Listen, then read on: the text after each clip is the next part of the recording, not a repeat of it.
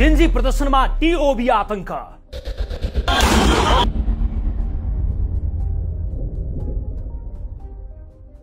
चर्को स्वरमा बाइक पड्काउँदै प्रदर्शनमा छिरेकाहरूले किन लगाए तिब्बतीयन मूलको रगत लेखेको झण्डा र कपडा।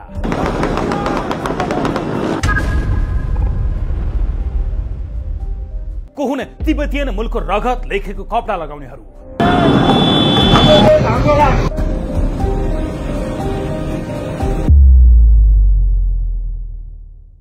नेपालमा व्याप्त भ्रष्टाचार तथा सामाजिक सञ्जाल प्रतिबन्धका विरुद्धमा सेप्टेम्बर 8 अर्थात् भदौ 23 मा जेनजी पुस्ताले प्रदर्शन आह्वान गरेका थिए। प्रदर्शनमा जेनजी मात्र होइन, भ्रष्टाचारबाट आजित भएका नेपालीहरूले आफ्नो ठाउँबाट समर्थन मात्रै गरेका थिएनन्, कति प्रदर्शनमा सहभागी नै भएका थिए। प्रदर्शन शान्तिपूर्ण हुने भनिएको थियो। बिहान करिब 9 बजेबाट सुरु भएको प्रदर्शन 11 बज्दा नबज्दै हिंसात्मक भएको थियो।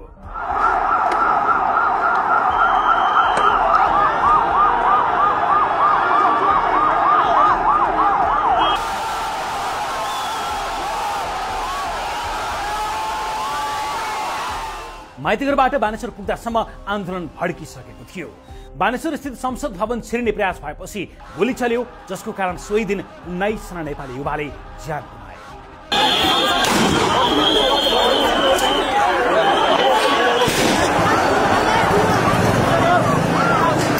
माइतीघरबाट बानेश्वर जाँदासम्म शान्त रहेको प्रदर्शनमा अर्को लेनबाट ठूलो संख्यामा मोटरसाइकलको साइलेन्सर पड्काउँदै ठूलो संख्यामा युवाहरू जोडिएपछि माहौल आतंकित बनेको प्रत्यक्षदर्शी तथा प्रदर्शनमा सहभागीहरूले सुरुदेखि नै भन्दै आएका छन्।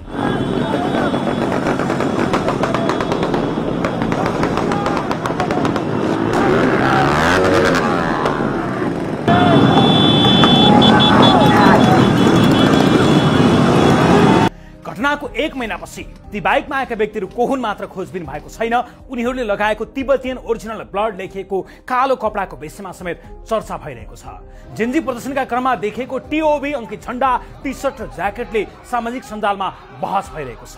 उक्त लोगोसँगै तिब्बतीयन ओरिजिनल ब्लड अर्थात् तिब्बती मूलको रगत लेखिएको छ।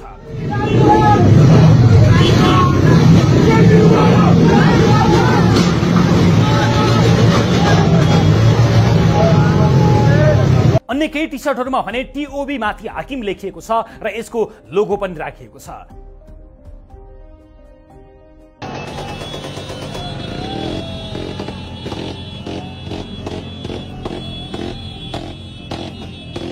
हाम्रो देश हाम्रो राज जस्ता नारा लगाएका उनीहरूले चर्को स्वरमा आवाज निकाल्दै बाइक हुर्काइरहेका थिए।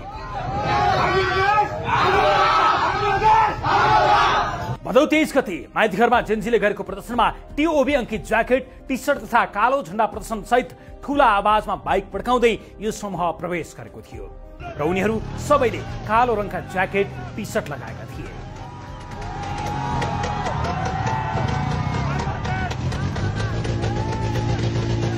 प्रदर्शनको 1 महिनापछि उनीहरूको कपडामा लेखिएको टिओबी माथि अहिले सर्वत्र प्रश्न उठिरहेको छ। कतिपयले उनीहरू फेरि तिब्बतका पक्षमा रहेका व्यक्तिहरू भएको दाबी गरिरहेका छन्, जबकि नेपाल एक चीन नीतिमा विश्वास गर्छ भने नेपालमा चीन विरुद्ध कुनै पनि गतिविधि गर्न मनाही छ। जेनजी प्रदर्शनमा सहभागी भएका समूहले हाम्रो देश हाम्रो राज लगायतका नारा पनि लगाएका थिए।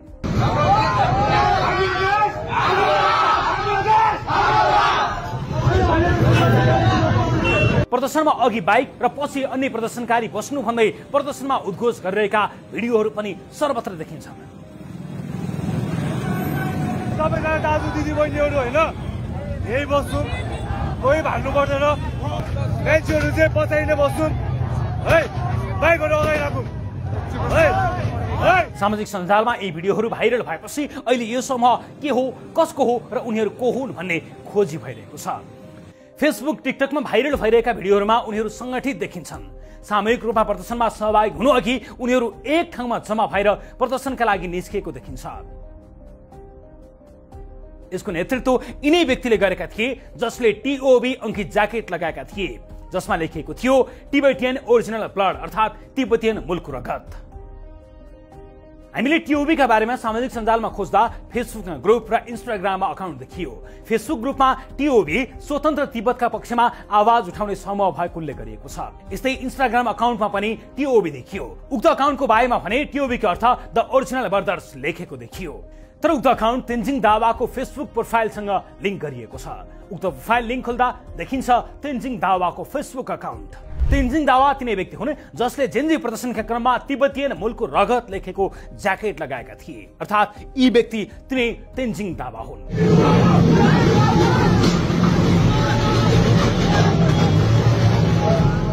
उनले नै हाम्रो देश हाम्रो राज भन्ने नारा लगाएका थिए।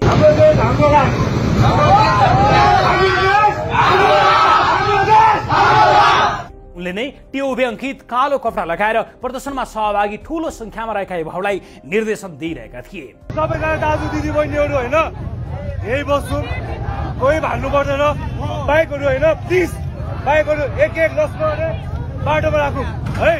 हो मान्छेहरू चाहिँ पछाडि नै बस्छौँ है, बाइकहरू अगाडि राखौँ है।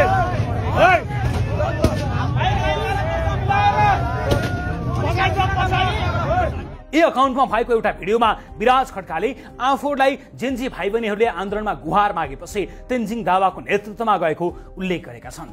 त्यहाँ चाहिँ हामीलाई भाइ बहिनीहरूले प्रोटेस्टको लागि आन्दोलनको लागि हामीलाई हेल्प गुहार मागेको थियो, त्यही भएर त्यहाँनिर पुगेको थियो। तेन्जिङको फेसबुक प्रोफाइल चेक गर्दा पनि उनले टिओबी को अर्थ टिबेटियन ओरिजिनल ब्लड उल्लेख भएको लोगो तथा तस्बिर राखेका छन्।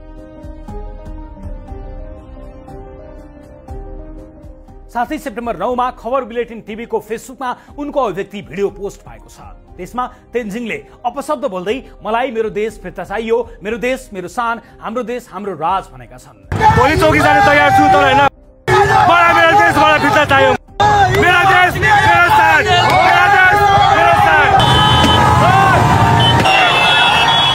तेन्जिङ दावाले नै आफ्नो फेसबुक पेजमा एउटा पोस्ट लेखेका छन्। उक्त पोस्टमा लेखेका छन्, बाइक पड्काएको देख्ने मान्छेहरूले त्यही सोच्दा हुन्छ हामीलाई केही मतलब छैन, सिधा कुरा प्रोटेस्टका लागि गएका हौं, हामीले केही गर्यौं तिमीले गरेनौ लेखेका छन्। उनले पोस्टमा प्रदर्शनमा सहभागी सबैले पड्काऊ भनेपछि बाइक पड्काएको र यसमा समर्थन र घृणा गर्ने दुवै रहेको भन्दै लेखेका छन्, हामीलाई मतलब छैन, चिलाउनेको चिलाउँछ।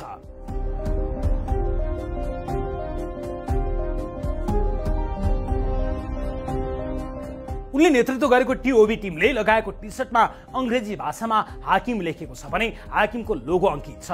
नेपाली हिपहप संगीतको क्षेत्रमा हाकिम भन्ने शब्द चर्चित छ। यो म्युजिक कम्पनी हो जसको नाम हाकिम एन्टरटेनमेन्ट हो। यसका सञ्चालक र्यापर तथा कलाकार हाकिम गुरुङ भनिने सुरेन्द्र गुरुङ हुन्। टिओबीको पेज हेर्दै जाँदा हाकिमले टिओबीसँग सहकार्य गरेको देखिन्छ।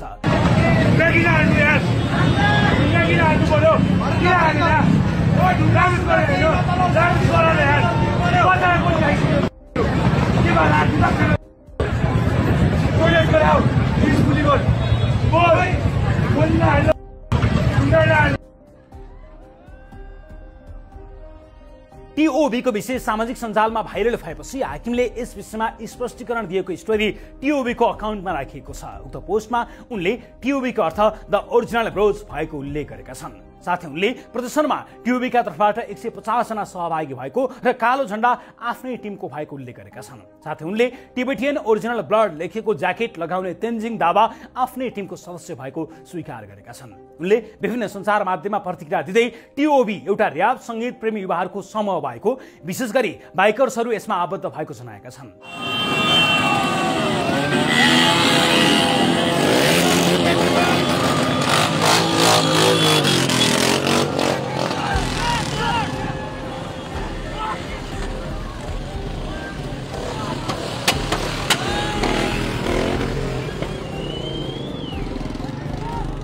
साथै उनले टिओबी को अर्थ तिब्बतीयन मूलको रगत लेखिएको ज्याकेट लगाएर प्रदर्शन गर्ने तेन्जिङको बाजेको पुस्ता तिब्बतबाट आएको तर उनको हजुरबा बाबुदेखि उनी नेपाली नै भएको उल्लेख गरेका छन्। उनले जेन्जे प्रदर्शनमा तिब्बतीयन मूलको रगत लेखेको ज्याकेट लगाउनु गलत भएको उल्लेख गरेका छन्। साथै उनले र्याप संगीत प्रेमीहरूले आफ्नो टोलको नाममा ग्रुप बनाए जसरी नै उनीहरूले पनि समूह बनाएको बताए। उनले समेत ती युवाहरूले आफूलाई तिब्बतीयन भन्छन् भनेको समेत गुनासो गर्ने गरेको उल्लेख गरेका छन्। उनका अनुसार टिओबी समूहमा सबै समुदायका व्यक्तिहरू भए पनि अधिकांश पुर्खा तिब्बतीयन मूलका भएका छन्। साथै उनले यो बाइकर समूहले कानुनी रूपमा गल्ती भएको भए कुनै पनि कानुनी सजाय भोग्न तयार छौं भनेर स्पष्टीकरण दिएको समेत उल्लेख गरेका छन्।